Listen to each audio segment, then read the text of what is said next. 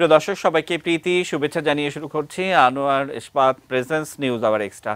আপনারা নিশ্চয়ই জানেন যে নির্বাচনের একেবারে শেষ মুহূর্তের প্রচারণা অনেকটাই জমে উঠেছে যেমনটা বলবো, এবং আরেকটা জিনিস আপনারা নিশ্চয়ই জানেন যে আগামীকাল সকাল 8টা থেকে প্রচারণা কিন্তু থাকছে না, অর্থাৎ একেবারে শেষবারের মতো আজকে রাতটাই প্রার্থীরা সুযোগ পাবেন প্রার্থীদের দ্বারে দ্বারে যাওয়ার।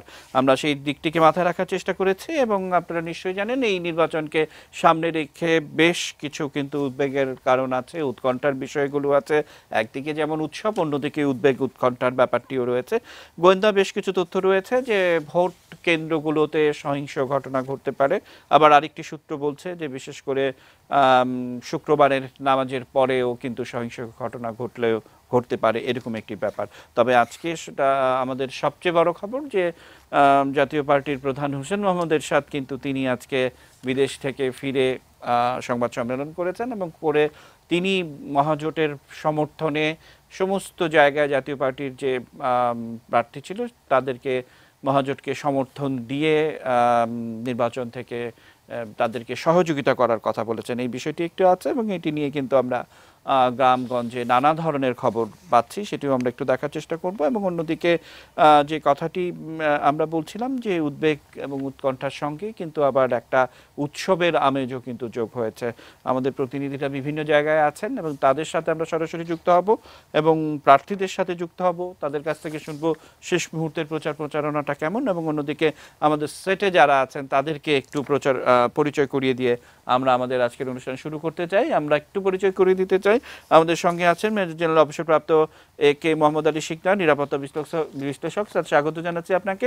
আমাদের সঙ্গে আছেন সাবেক IGP AKM শহীদুল হক, স্যার স্বাগত জানাচ্ছি। এবং সঙ্গে আছেন আমাদের সঙ্গে সিনিয়র সাংবাদিক MA আজিজ, স্যার আপনাকে স্বাগত জানাচ্ছি আমাদের আজকের এই অনুষ্ঠানে যোগ দেওয়ার জন্য।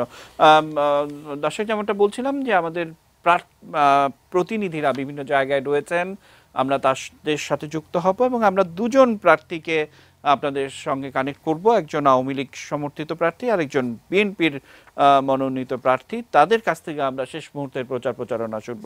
আমরা শুরুতেই মাননীয় প্রধানমন্ত্রীর একটি খবর দেখাতে চাই, এবং তিনি আজকে যেভাবে প্রচারণাটা করলেন এবং শেষ প্রচারণার একটা ভিডিও কনফারেন্সিংয়ের মাধ্যমে, সেটি আমরা একটু দেখিয়ে আমরা অনুষ্ঠান শুরু করব। নির্বাচনী প্রচারের শেষ দিনে কুমিল্লা, যশোর, টাঙ্গাইল, পাবনা এবং পঞ্চগড় এই 5 জেলার মানুষের কাছে নৌকায় ভোট চাইলেন আওয়ামী লীগ সভাপতি শেখ হাসিনা। প্রত্যেকটা নাগরিকের কাছে নৌকা মার্কায় ভোট চাই, কি আমরা ভোট পাবো ইনশাল্লাহ, 6টা সিটি পাবো। সুধা সদন থেকে ভিডিও কনফারেন্সে যুক্ত হয়ে এই 5 জনসভাতেই নির্বাচনের দিন বিএনপি জামায়াত জোটের সহিংসতার আশঙ্কার কথা বলেছেন প্রধানমন্ত্রী।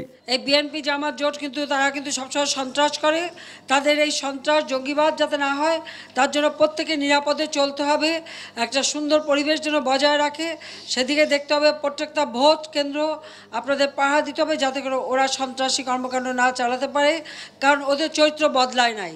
যেহেতু নির্বাচনী প্রচারের শেষ দিন, তাই প্রধানমন্ত্রী নিজেই তাড়া দিয়েছেন দ্রুত সমাবেশ শেষ করে প্রার্থীরা যেন এলাকায় ফিরে যান, তবে তাদেরকে সাবধানে থাকার পরামর্শ দিয়েছেন তিনি। তবে সবাই নিজেদের নিরাপত্তা নিয়ে চলবেন, এই জঙ্গিবাদ সন্ত্রাসীদের কোনো বিশ্বাস নাই। এরা যেহেতু জানে তারা নির্বাচনে জয়ী হবে না, তারা হেরে যাবে, কাজে হেরে যাওয়ার প্রাক্কালে তারা যে কোনো রকমের ছবল মারতে পারে। কাজে তবে অন্য দলের প্রার্থীকে কেউ যেন কোনো ধরনের বাধা না দেয় সেই নির্দেশও দিয়েছেন শেখ হাসিনা। আমরা চাই যে প্রত্যেকটা দল এই নির্বাচনে অংশগ্রহণ করুক, কারণ নির্বাচনে অংশগ্রহণ করে এটা তাদের রাজনৈতিক অধিকার, সেখানে কোনো রকম বাধা দেওয়া বা কোনো রকম প্রতিবন্ধকতা যেন সৃষ্টি করা না হয়।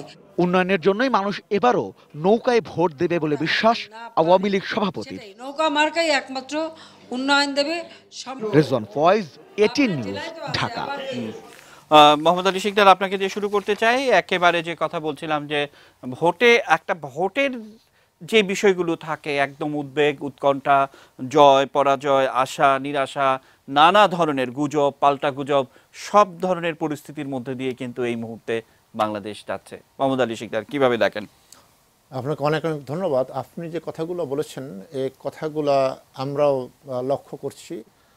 আমি ব্যক্তিগতভাবে বলতে পারি সম্প্রতি বাংলাদেশের পক্ষ থেকে এবং সেক্টর কমান্ডার্স ফোরাম মুক্তিযুদ্ধ ৭১-এর পক্ষ থেকে গত 1 মাস বাংলাদেশের ডিভিশনাল শহর, অনেকগুলো জেলা শহর, উপজেলা শহরে আমরা গিয়েছি। সর্বশেষ গত 24 তারিখে সাতক্ষীরায় গিয়েছিলাম। তো সর্বত্র এই বিশেষ করে এই ভোটের দিনটি যত ঘনিয়ে আসছে, আমরা যে চিত্রটি দেখছি সেখানে, সেটি এই আপনি যেটা বলার চেষ্টা করেছেন যে উৎসব মুখর মানুষ ভোট দিবেন, ভোট দেওয়ার জন্য একেবারে উৎসব মুখর অবস্থা আছেন। এবং সেখানে যে পরিবেশটা আমরা দেখেছি, সেখানে একটা বিষয় আমার কাছে মনে হয়েছে যে আমরা 1970 সালে যে নির্বাচনটি যারা আমরা দেখেছি, আমি তো দেখেছি, তখন আমি ইন্টারমিডিয়েট ফার্স্ট ইয়ারে পড়তাম, সে স্পষ্ট আমার কাছে মনে আছে। তখন একটা সারা বাংলাদেশে একটা জোয়ার সৃষ্টি হয়েছিল এরকম যে নৌকা এবং শেখ মুজিব অর্থাৎ বঙ্গবন্ধু, এটি একটি ব্যাপক মানুষের মুখে মুখে যে ভোট জয়ী হবেন এবং বেশিরভাগ মানুষ সেখানে ভোট দেবেন, এরকম একটি পরিবেশ আমরা দেখেছিলাম 70 সালে। ঠিক এই বছরটি কিন্তু আমি যত জায়গায় গিয়েছি এরকম একটি পরিবেশ আমি সব জায়গায় লক্ষ্য করছি। উৎসব মুখর আছে, মানুষ ভোট দেওয়ার জন্য আগ্রহ আছে, তবে মনে মনে একটা শঙ্কার কথা যেটা আপনি বলেছেন সেটাও আছে। আর একটি বিষয় লক্ষণীয় যেটা দেখেছি, ঢাকা শহরে হয়তো কিছুটা দেখা যাচ্ছে, সেটি যে প্রধান প্রতিদ্বন্দ্বী জামাত বিএনপি ধানের শীষ নিয়ে যারা নির্বাচন করছেন, তারা কিন্তু প্রচারণায় মানুষের কাছে যাওয়া, তাদের পোস্টার বা অন্যান্য কিছু খুবই যেটা 70 সালে আমরা দেখেছিলাম সেরকম একটি ভাব। 70 সালেও কিন্তু নির্বাচনে প্রায় 25% ভোট, যে ভোট কাস্ট হয়েছিল তা 25% পেয়েছিল আওয়ামী লীগের বিরোধীতে যারা নির্বাচন করেছিলেন, নৌকার বিরোধীতে তারা, আর অ্যাবাউট 75% ভোট পেয়েছিলেন নৌকা প্রার্থী অর্থাৎ শেখ মুজিবুর রহমান বঙ্গবন্ধুর পক্ষে। তো এখন ভোট কত পার্সেন্ট কারা পাবেন সেটি আমরা দেখার জন্য অপেক্ষা করব। তো পরিবেশটা কিন্তু আমি দেখেছি এরকম একটি জায়গায় এসেছে। তো শঙ্কার যে জায়গাটা আপনি বলেছেন সেটি তাদের আছে অনেক জায়গায়, বিশেষ করে সংখ্যালঘু সম্প্রদায়ের যেখানে যারা বিশেষ করে 2014 সালে এবং 2001 সালে নির্বাচনের পরে এবং 2014 সালের নির্বাচনকে কেন্দ্র করে জামাত বিএনপির ক্যাডার বাহিনী যে সমস্ত জায়গায় জ্বালাও পোড়াও, বিশেষ করে সাতক্ষীরায় আমরা সেটা দেখেছি, যশোরে আমি গিয়েছিলাম অভয়নগরে, সেখানে দেখেছি তাদের মধ্যে এক ধরনের আতঙ্ক আছে যে আসলে ভোটের দিন তাদের প্রতি আবার ওই ধরনের কোনো আক্রমণ বা ওই ধরনের কোনো সহিংস ঘটনা ঘটবে কি ঘটবে না। তবে এবার আমি আরেকটা বিষয়ও দেখেছি, সেটা হলো আমাদের আইন শৃঙ্খলা রক্ষাকারী বাহিনী এই বিষয়গুলো কিন্তু তারা তাদের বিবেচনায় রাখছেন যে 14 সালে 2001 সালে কী ঘটনা ঘটেছে, এবং তাদের কাছেও আমরা মত বিনিময় করেছি, কথা বলেছি, তারা বলছেন যে আমরা সতর্ক অবস্থায় আছি। এরকম ঘটনা আমি শুনবো আপনার কাছ থেকে। এবং এবারের নির্বাচনে বড় একটি ফ্যাক্টর হবে কিন্তু গুজব, সন্ত্রাস, সেটি প্রতিরোধ করা, সেই চ্যালেঞ্জগুলো কি কি আছে আমি শুনবো। আমরা আমাদের সঙ্গে আজিজ ভাই আছেন, তার কাছে যাব, কিন্তু তার আগে আমরা একটু হোসেন মোহাম্মদ এরশাদের নিয়ে নানান ধরনের নাটকীয়তা, আমরা জানি যে এরশাদ মানেই হচ্ছে নানান ধরনের নাটকীয়তা, মানে এই বলছে প্রার্থিতা প্রত্যাহার করে নিলাম, আবার উল্টো তিনি নিজে প্রার্থী থাকছেন, অর্থাৎ নানা ধরনের উদ্বেগ উৎকণ্ঠা কিন্তু তিনি নিজেই ছড়ান। আসলে বিষয়টি কি, আমরা আমাদের সহকর্মী আশিকুর রহমানের উপর একটি প্রতিবেদন দেখে আমরা আজিজ ভাইয়ের কাছে যেতে চাই। প্রায় 89 বছর বয়সী হুসেন মোহাম্মদ এরশাদের কণ্ঠস্বর এখন ক্ষীণ। সিঙ্গাপুরে চিকিৎসা শেষে বুধবার দেশে ফিরে পরদিনই বাড়িধারায় নিজের বাসভবন প্রেসিডেন্ট পার্কে ডাকলেন সাংবাদিকদের। জানিয়ে দিলেন জাতীয় পার্টি মহাজোটের সঙ্গে আছে। নির্বাচন কমিশন সবসময় সরকারের পক্ষে থাকে এবং এবার জনগণের পক্ষে আছে। আমার জন্য কেন মনে হয় যে জনগণ নির্বাচন কমিশনের পক্ষে আছে এবং জনগণ সরকারের পক্ষে আছে। মহাজোটের বাইরে এককভাবে প্রায় 150 প্রার্থী দিয়ে এতদিন আলোচনায় ছিল জাতীয় পার্টি। এরশাদ এবার পরিষ্কার জানিয়ে দিলেন মহাজোটের বাইরে কোনো প্রার্থী নেই তার দলের। আমরা মহাজোটের পক্ষ থেকে দেখব কার জেতার সম্ভাবনা আছে, সেটা মহাজোটের প্রার্থী, এখন জাতীয় পার্টি প্রার্থী নয়। যদিও প্রার্থিতা প্রত্যাহারের কোনো আনুষ্ঠানিক সুযোগ এখন নেই, তাহলে এরশাদ বলছেন সবখানেই জাতীয় পার্টির নেতাকর্মীরা কাজ করবেন মহাজোটের ঘোষিত প্রার্থীর পক্ষে। প্রয়োজন বোধে বিভিন্ন আসনে প্রার্থিতা প্রত্যাহার করে জাতীয় পার্টির প্রতি নেতাকর্মীকে মহাজোট প্রার্থীর পক্ষে একত্রে কাজ করার করছি। যদিও পাশ থেকে জাতীয় পার্টির প্রেসিডিয়াম সদস্য জিয়াউদ্দিন বাবলু এবং অন্য কর্মীরা বারবার বলছিলেন মহাজোটের বাইরে উন্মুক্ত প্রার্থী থাকবে মাঠে।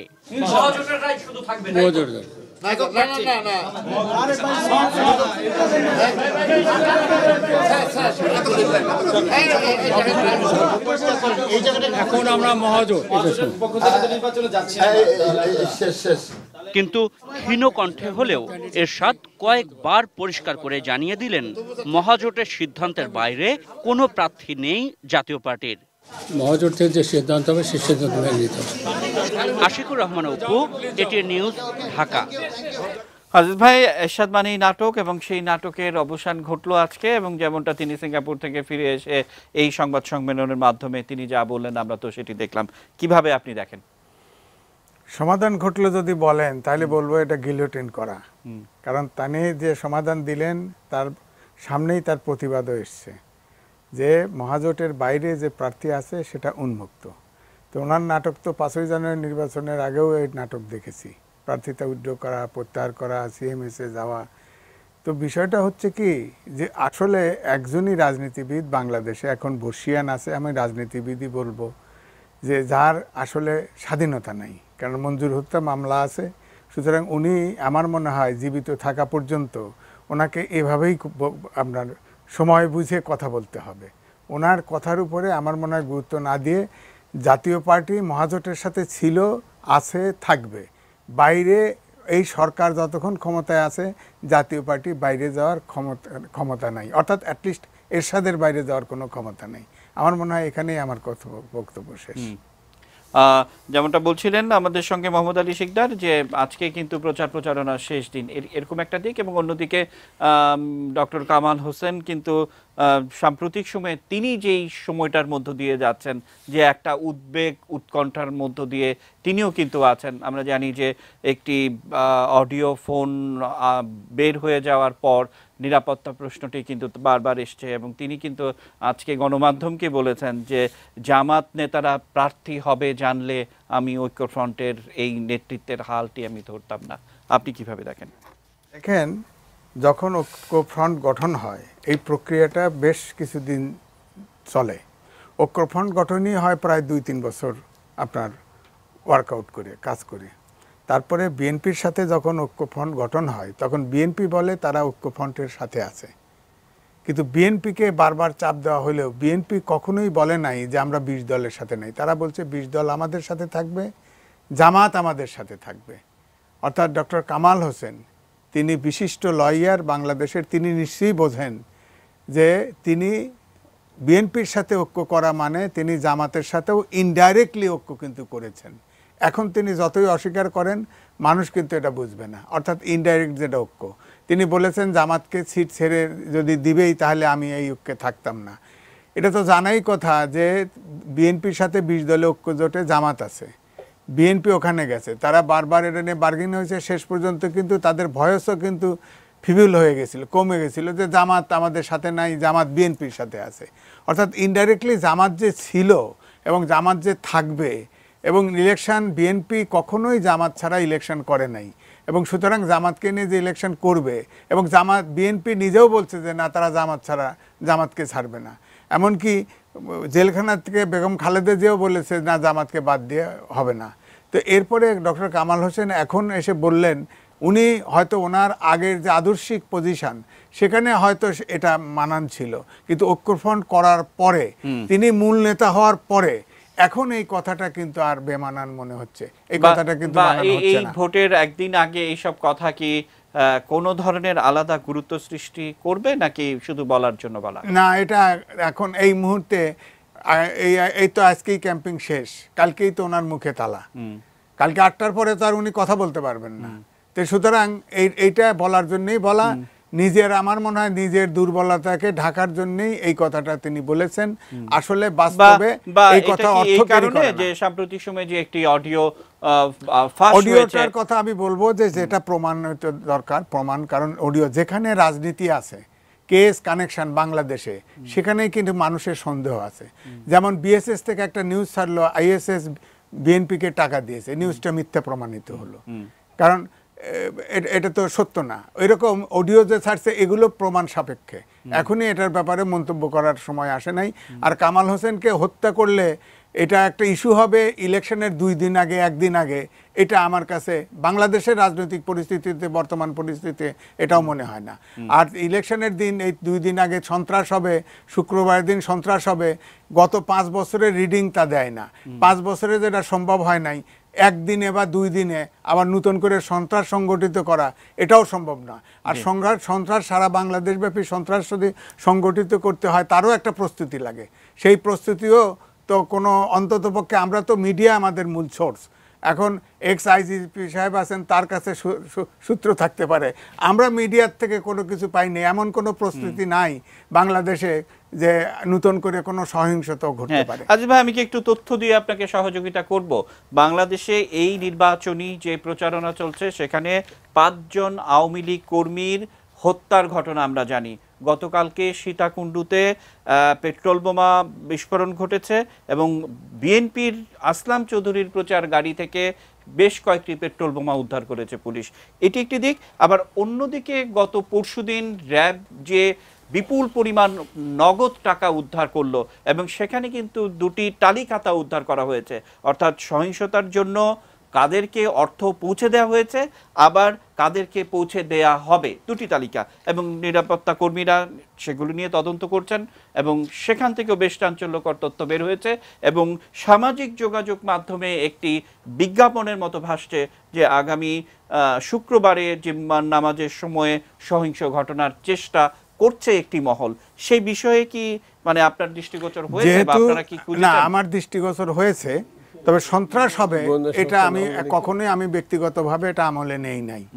আর এটা পুলিশ ধরেছে, আর বিষয় যেহেতু এটার সাথে রাজনীতি সম্পৃক্ত আছে, সুতরাং এটা তদন্তের পরে বোঝা যাবে এটা কি সঠিক। অসংখ্য ধন্যবাদ মোহাম্মদ আলী শিকদার। আপনি শুধু একটু নোট রাখবেন, তিনি বলছিলেন যে বিএসএস একটি নিউজ ছেপেছে যে আইএসআই বিএনপিকে পয়সা দিয়েছিল, সেটি আজিজ ভাই মনে করছেন যে সেগুলো তার কোনো সত্যতা না। এটি একটু শুনবো। এবং আরেকটি বিষয় যেটি যে আমরা গতকালকে সেই আসলাম চৌধুরী যার সঙ্গে মোসাদের যোগাযোগ আছে, আমরা বেশ কিছু রিপোর্টও করেছিলাম সেই জায়গাটিতে, এবং 2014 সালে যে ধরনের সহিংস ঘটনা ঘটেছিল ওই সীতাকুণ্ডুতে, সেই জায়গাগুলো একটু আপনি নোট রাখেন। আমি একটু মোহাম্মদ আলী, বিশেষ করে আমরা শহীদুল হক স্যারের কাছে শুনতে চাই। স্যার, আজকে যেহেতু প্রচারণা শেষ এবং উদ্বেগের কথা কিন্তু আজকে আওয়ামী লীগের পক্ষ থেকে নির্বাচন কমিশনেও কিন্তু জানানো হয়েছে, অর্থাৎ যে বিষয়টি মাননীয় প্রধানমন্ত্রী একটু ইঙ্গিত দিলেন যে পরাজয় নিশ্চিত জেনেই কিন্তু এ ধরনের সহিংস ঘটনা ঘটানোর একটি বিষয় থাকে। আপনাকে যদি আমি 2001 সালের পরিস্থিতি আর 2018 সালের পরিস্থিতি একটু মিলিয়ে দেখতে বলি, আপনি কি খুঁজে পাবেন স্যার? আপনাকে ধন্যবাদ।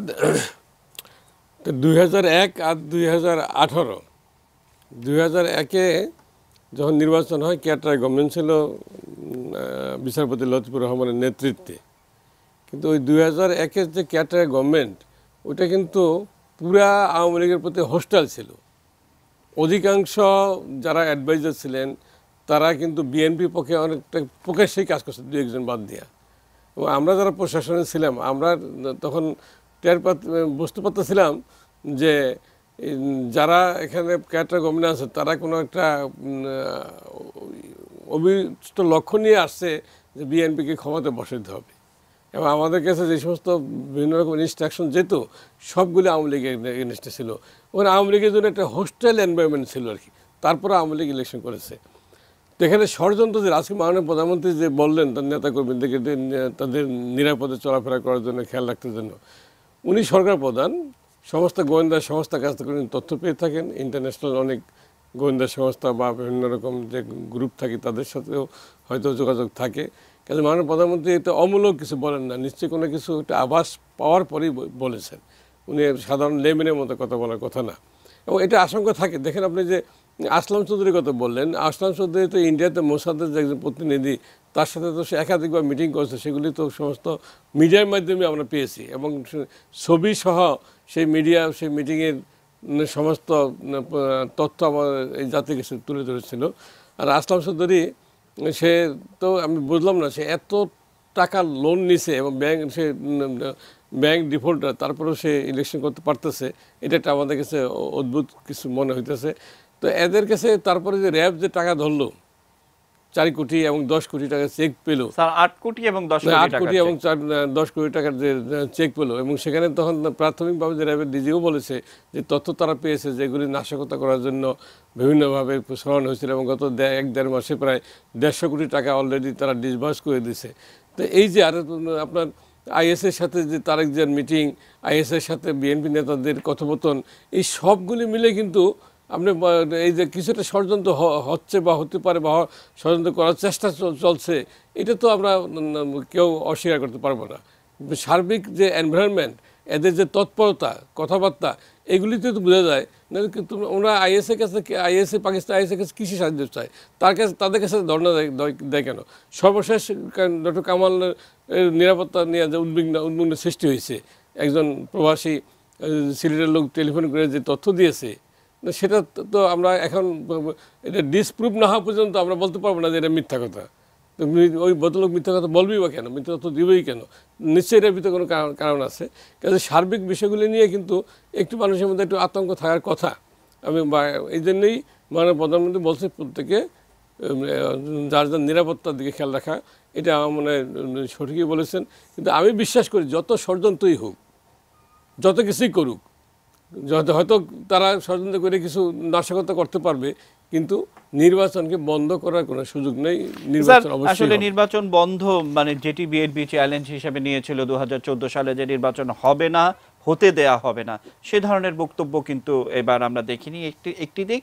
এবং তখন নির্বাচনের আগেই যে ধরনের সন্ত্রাস আমরা দেখেছিলাম, এবং নির্বাচনের আর 2 দিন বাকি যদি আমরা ধরেই নেই, তাহলে খুব বেশি সহিংস ঘটনা ঘটবে এমনটা যেমন আশা করা যায় না একটি ব্যাপার।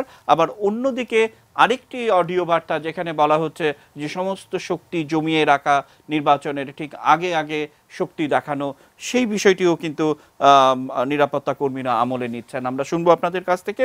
আমি ছোট্ট একটি বিরতি নিয়ে ঘুরে আসতে চাই। দর্শক, একটু জানিয়ে রাখতে চাই, আমাদের প্রতিনিধি আহমেদ রাব্বি তানিম কিন্তু এই মুহূর্তে খুলনাতে আছেন, মফিদুল হক তপু আছেন চট্টগ্রামে, এবং তাওহিদ সৌরভ কিন্তু আছেন বরিশালে। আমরা তাদের সাথে যুক্ত হব, সর্বশেষ খবর জানবো, এবং আপনারা আমাদের সঙ্গেই থাকবেন। নিচ্ছি ছোট্ট বিরতি, ফিরছি এক্ষুনি।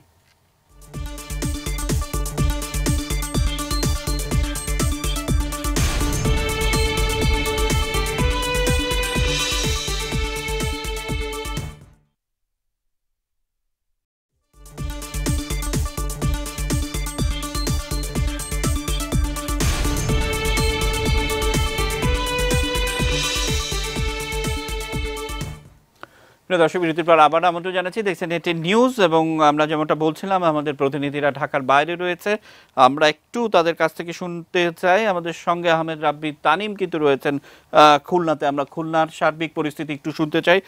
তানিম, আসলে আমরা দেখছি যে উৎসব উদ্দীপনার মধ্যে কিন্তু একটা প্রচারণা চলছে, এবং আপনার পেছনে বেশ কিছু মানুষ দেখতে পাচ্ছি এবং মাইক দেখতে পাচ্ছি, এবং আজকে সকাল 8টা পর্যন্ত কিন্তু আজকের প্রচারণা সবাই চেষ্টা করছেন একটু কাজে লাগাতে। আপনি কি দেখছেন তানিম?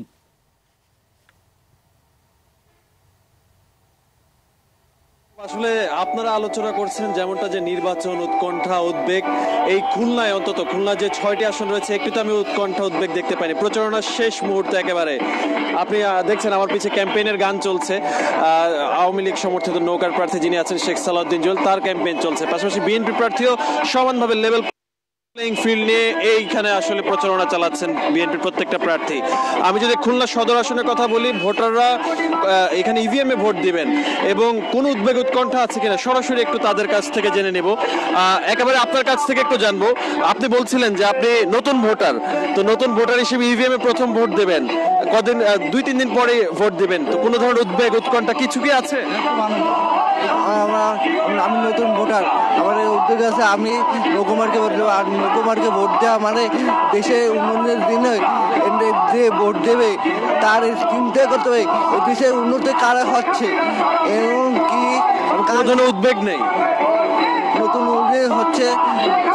আচ্ছা, আমরা একটু আরেকজন ভোটারের সাথে কথা বলবো। আপনি অনেক পুরনো ভোটার, সারা দেশে বিভিন্ন উদ্বেগ উৎকণ্ঠা, গুজবের কথা বলা হচ্ছে, সহিংসতার কথা বলা হচ্ছে, কোনো উদ্বেগ আছে আপনাদের মধ্যে? না, কোনো উদ্বেগ নাই, তবে এবিএম এর মাধ্যমে প্রথম আমরা ভোট দিব, এই জন্য আমরা খুব খুশি যে সুস্থ ভোট চাই আমরা, যেন আমরা ভোট কেন্দ্রে যে কোনো বিশৃঙ্খলা না হয়, আমরা সুস্থভাবে ভোট দিতে পারি, এটাই আশা করি সরকারের কাছে। প্রণব, যেটি আসলে এখানকার সাধারণ ভোটাররা বলছেন যে তারা সুষ্ঠু ভোট চান এবং উৎসব আসলে এখানে উদ্বেগের চেয়ে। তবে সাতক্ষীরা যেহেতু একটা জামাত অধ্যুষিত এলাকা এবং এই খুলনার কিন্তু 5-6 দুটি আসনে জামাতের হেভিওয়েট প্রার্থী আছেন, এর ভিতরে একজনের বিরুদ্ধে কিন্তু জঙ্গি কানেকশনের অভিযোগও আছে। জামায়াতের কেন্দ্রীয় নায়েবে আমির গোলাম পরোয়ার, তার ভাই কিছুদিন আগে নাশকতার মামলায় গ্রেপ্তারও হয়েছেন পুলিশের কাছে।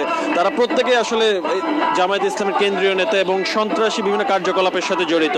সাতক্ষীরা আপনি জানেন যে এটাকে আগে মিনি পাকিস্তান বলা হতো, তারপরে এখানে জামায়াত অধ্যুষিত এলাকা, জামায়াতের 2জন প্রার্থী আছেন সাতক্ষীরা সদর আসনেও, সেটিও ইভিএম আসন। তো সবকিছু মিলে বলা যায় উদ্বেগ আছে, সেটি প্রশাসনে, সেটি প্রার্থীদের মধ্যে, কিন্তু ভোটারদের মধ্যে কোনো উদ্বেগ নেই।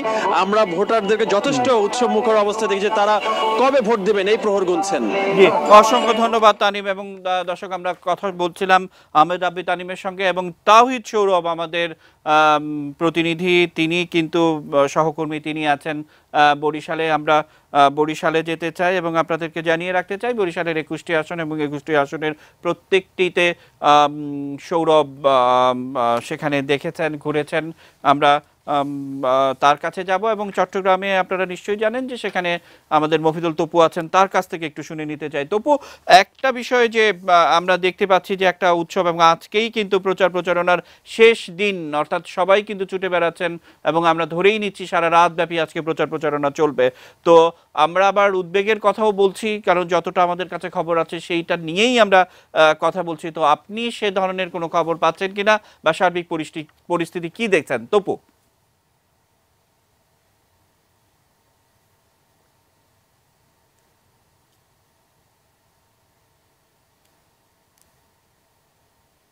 জি তপু, আসলে যেমনটা বলছিলাম, এবং উদ্বেগ এবং উৎকণ্ঠার কথা আমরা বারবার বলছি, আবার উৎসব কিন্তু মাঠে আমরা দেখতে পাচ্ছি। তো সব মিলে আপনি কি দেখতে পাচ্ছেন তপু?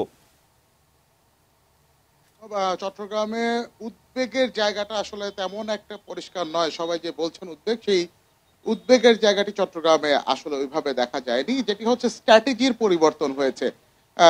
আওয়ামী লীগ চিরাচরিতভাবে, আওয়ামী লীগ এবং বিএনপি দুটি দলই চিরাচরিতভাবে যেই ব্যানার, ফেস্টুন এবং মিছিল সমাবেশের মতো যে কর্মসূচিগুলো দিয়ে নির্বাচনের প্রচারণা চালান, সেই স্ট্র্যাটেজিটা এবার দুই দলই একটু চেঞ্জ করেছে। তার মধ্যে বিএনপির যে প্রার্থীরা রয়েছেন তারা মানুষের মোবাইলে SMS দিয়ে ভোট চাচ্ছেন, অডিও রেকর্ড দিয়ে ভোট চেয়েছেন। আওয়ামী লীগ এই ধরনের কাজগুলো তেমন একটা, আওয়ামী লীগের পক্ষ থেকে, প্রার্থীদের পক্ষ থেকে আমরা তেমন একটা দেখিনি। তারা ট্রাকে সাউন্ড বক্স লাগিয়ে তারা প্রচারণা চালিয়েছেন, এবং সেটাও একটা নির্দিষ্ট সময় পর্যন্ত, দিনের বেলা।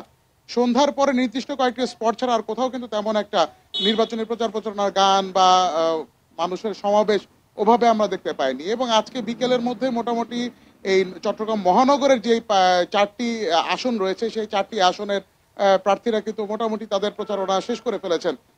এরপরে যে প্রচারণাটা এখন চলছে সেটি হচ্ছে একেবারে কোর লেভেলে, একদম নির্দিষ্ট পয়েন্ট ধরে। তো সুতরাং আগামীকাল সকাল 8টা পর্যন্ত যে প্রচারণা নির্ধারিত সময়, কাল সকালে হয়তো বা তারা একটি মিছিল বা এই ধরনের কোনো প্রচারণা করবেন আওয়ামী লীগের পক্ষ থেকে। আমরা হাত পাখার, ইসলামী শাসনতন্ত্রের হাত পাখার প্রার্থীকেও দেখেছি মাইক বাজিয়ে প্রচারণা করতে। কিন্তু বিএনপির কৌশলটাই সম্পূর্ণভাবে ভিন্ন। বিএনপি এখানে পোস্টারিং করেছে, আমার পিছনে দেখতে পাচ্ছেন পোস্টার লাগানো রয়েছে। এরকম এই সড়ক ধরে আরো যতগুলো জায়গা রয়েছে সেখানে বিএনপির কিছু জায়গায় বিএনপির পোস্টার রয়েছে, সব জায়গায় নয়। পুরো শহরেই বিএনপি খুব হাতে গোনা কিছু জায়গায় পোস্টার লাগিয়েছে, এবং পোস্টার লাগাতে তাদেরকে বাধা দেওয়া হচ্ছে, বিষয়টা মোটেও সেরকম আমরা দেখতে পাইনি, আমাদের কাছে হয়নি, প্রতীয়মান হয়নি। এর হয়তো নানা কারণ থাকতে পারে, হয়তো নানা কারণে তারা পোস্টার না লাগিয়ে থাকতে পারে। তবে আমরা যেটি কথা বলে জেনেছি যে এটি আসলে এবার তাদের স্ট্র্যাটেজিক কারণে তারা পোস্টার লাগাননি, বরঞ্চ তারা SMS করছেন। আমার নিজের মোবাইলেও এই মুহূর্তে 2টি SMS রয়েছে। সেই SMS দুটি ঢাকা 10 আসনের MA মান্নানের SMS, কারণ আমি ঢাকা নিবাসী, আমার মোবাইল ঢাকায় কানেক্টেড, ঢাকায় বেশি ব্যবহৃত হয়, ঢাকার টাওয়ারগুলো ব্যবহার করে। তো সেই কারণে ঢাকা 10 এলাকার যিনি মেয়র প্রার্থী রয়েছেন, দুঃখিত MP পদপ্রার্থী রয়েছেন, তার SMS-টি আমার কাছে এসেছে এবং 2বার এসেছে, এবং অডিও রেকর্ডে এসেছে আমার কাছে।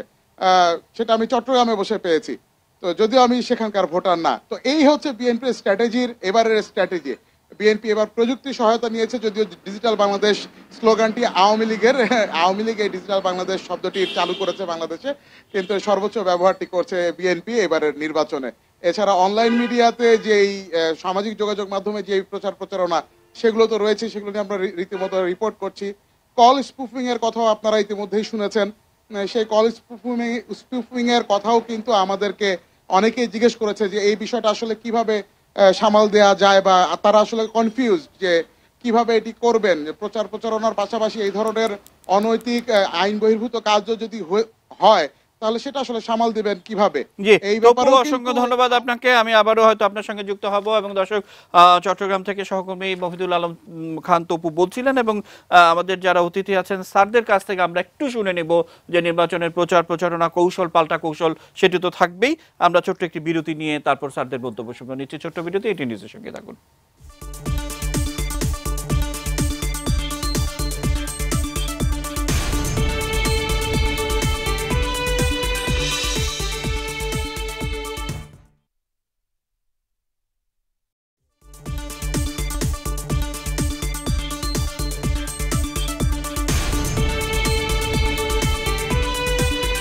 আমরা শুরুতে মোহাম্মদ আলী শিকদার, মানে একদম ছোট করে আমরা নিউজ আওয়ার এক্সট্রা শেষ করব। এই যে ঢাকার বাইরের যারা প্রতিনিধিরা বলছেন, যা দেখছেন, সে বিষয়ে আপনার কিছু যোগ করার আছে কিনা? আমি ওই কথাটাই যোগ করতে চাই যে বাংলাদেশের মানুষ কিন্তু ভোট উৎসব মুখর পরিবেশে দেওয়ার জন্য একেবারে প্রস্তুত, এবং ব্যাপকভাবে মানুষ ভোট দেবেন সেটিও কিন্তু প্রতীয়মান হচ্ছে আপনাদের যারা প্রতিনিধি রিপোর্ট দিচ্ছেন তাদের মাধ্যমে, এবং আমরা বাংলাদেশে ঘুরে যাচ্ছি তাদের মাধ্যমে। শঙ্কা ভীতি কিছুটা মানুষের মধ্যে বিভিন্ন জায়গায় ভেতে, সব জায়গায় কিন্তু শঙ্কা ভীতি নেই। সুতরাং আমরা শঙ্কার যে বার্তাগুলো পাচ্ছি বিভিন্ন জায়গা থেকে সেটি আছে, সেটি আমরা বিবেচনায় নেব। যদি পরে সময় পাই কথা বলবো। তবে যতই শঙ্কা থাকুক আমাদের রাষ্ট্রের সক্ষমতা কিন্তু বহুগুণে বৃদ্ধি পেয়েছে। আমরা বরিশালের যেমনটা বললাম, চট্টগ্রামে যেমনটা শুনলাম, নোয়াখালীতে আমাদের প্রতিনিধিরা বলছে, খুলনা থেকে বলছে, সবকিছু মিলিয়ে রাজধানীর বাইরের খবরগুলোতে কিছু যোগ করার আছে কিনা আজিজ ভাই? না, ছবি কথা বলে। এখন ছবিতে যা দেখানো হয়েছে এ ব্যাপারে তো কিছু বলার নাই, তা তো আমরা দেখলামই, কিন্তু এর বাইরেও তো কথা আছে, অনেক কথা আছে। যেমন ধরেন যে যেটা বলা হয়েছে আতঙ্ক নাই, উৎসব মুখর। আসলে উৎসব মুখর কিন্তু একদিকে আছে, অন্যদিকে কিন্তু উৎসব মুখর নাই। অন্যদিকে গ্রেপ্তার আতঙ্ক, তারা পালিয়ে বেড়াচ্ছে। মাঝে মধ্যে যাদের দেখা যাচ্ছে এটা হঠাৎ হঠাৎ কোনো মিছিল বা প্রচার হচ্ছে, পোস্টার নাই। তারপরে ধরেন এই শুরু থেকে শেষ পর্যন্ত আপনার এ পর্যন্ত প্রায় 15-16 দিনে প্রায় জনাভিষেক ক্যান্ডিডেটই আপনার আক্রান্ত হয়েছে, আপনার বহরও এরকম আক্রান্ত হয়েছে। তো সব জায়গায় তো আর যেসব কথা বলা হচ্ছে যে উভয় পক্ষের সংঘর্ষ, হ্যাঁ উভয় পক্ষের সংঘর্ষ হয়েছে, কিন্তু অধিকাংশ জায়গায় আক্রমণটা কিন্তু আগে সরকারি দলের পক্ষ থেকেই রচিত হয়েছে, তার কাউন্টার হিসেবে হয়েছে অনেক জায়গায়।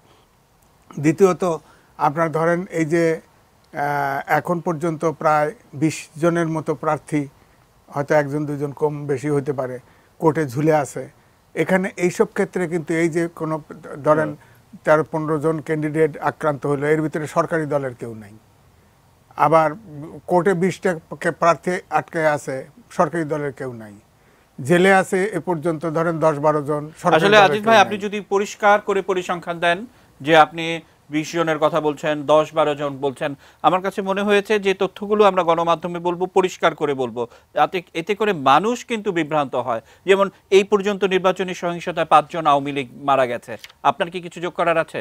না, আমার যোগ করা আছে, প্রত্যেকটা ঘটনা যদি অ্যানালাইসিস করেন তাহলে দেখবেন একার দোষে ঘটে নাই, উভয় পক্ষের দোষ আছে। এখানে সহিংসতা এক পক্ষে ঘটে না, এখানে হয়তো পুরোপুরি এক পক্ষকে চাপানো হচ্ছে, এক পক্ষ চাপাইলে হবে না, সহিংসতা 2 পক্ষেই হয়েছে। শুরুটা হয়েছে মোহাম্মদপুর থেকে, ওটা কিন্তু হিসাবে আসে নাই, কারণ ওটা শিডিউল দেওয়ার আগে। সুতরাং ওখানেও কিন্তু ওটাও কিন্তু ইলেকশনেরই কেন্দ্র করে। সুতরাং আমার কথা হলো যে দোষারোপের এই জায়গায় না গিয়ে আমি বলবো যে বাংলাদেশের তো আমরা রাজনীতি, আমরা তো ইলেকশন দেখছি এবং পাকিস্তানের শেষ ভাগেও দেখেছি, সহিংসতা আমাদের দেশে নির্বাচনের সময় হয়।